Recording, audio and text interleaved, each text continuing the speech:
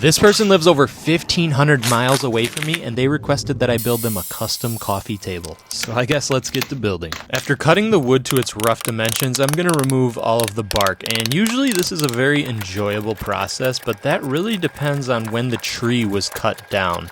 So the bark will actually come off easier on trees that are cut down in spring and summertime when the tree is actively growing.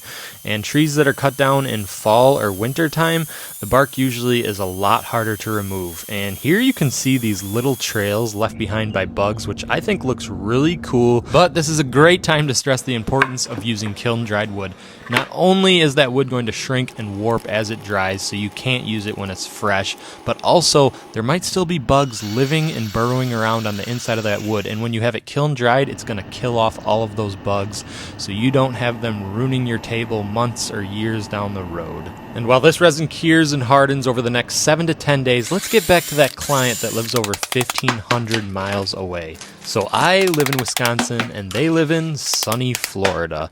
And that's actually exactly why they picked this resin color, because they live on the water down in Florida and they think that it reflects the color of the water nicely. And I couldn't agree more. Now I'm sure there's some of you thinking, wow, it must be pretty expensive to ship a table over 1,500 miles. And you're not wrong, but luckily for me, I technically don't pay for it.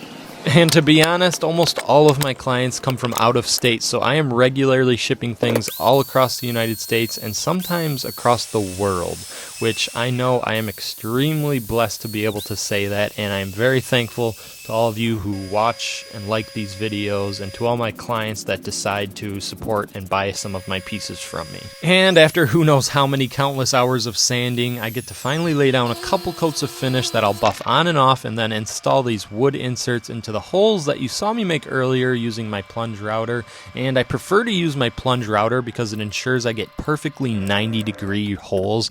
And then I'm going to use these furniture screws to attach the metal X legs that my client decided to go with. And finally, we're going to get some finishing shots of it by the river in its natural habitat, because it is a river table. And here's how it turned out. Let me know what you guys think of it down in the comments, and I hope to see you on the next video.